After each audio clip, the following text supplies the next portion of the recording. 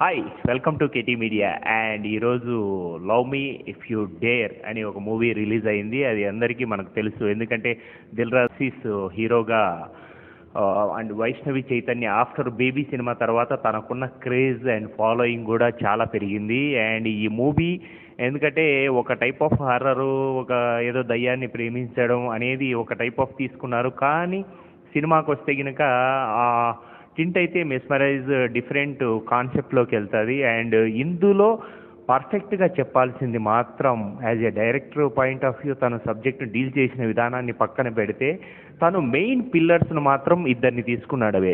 ఎందుకంటే పిసి శ్రీరామ్ ఒకరు, కీరవాణి గారు ఒకరు. ఈ సినిమా ఫస్ట్ ఫ్రేమ్ నుంచి లాస్ట్ ఫ్రేమ్ వరకు పిసి గారి వర్క్ మనకు తెలుసు. విజువల్ బ్యూటీ, ప్రతి ఫ్రేము ఒక మనం ఇంట్లో వాల్ పోస్టర్ లాగా వేసుకునేలా ఉంటుంది. ఈ మూవీ కూడా ఆ బ్యూటీని ప్రజెంట్ చేసిన విధానం, వైష్ణవి చైతన్య ఈ మధ్యన ఆ క్యూట్ లుక్స్ ఆఫ్టర్ బేబీ తర్వాత తను ఎంత గ్లామరస్గా ఎలా ఉంది.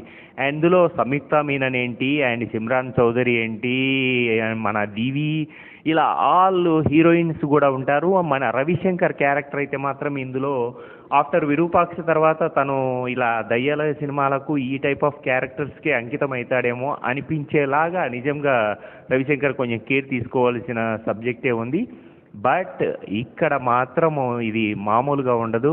Movie super. అండ్ తీసుకున్న విధానం మాత్రం ఒక హర్రర్లోకి వెళ్ళి అక్కడ ఉన్న సస్పెన్సు ఇవన్నీ కూడా ఆల్ క్రియేట్ చేశాడు. And movie too good, please watch in theatres and you must enjoy that movie.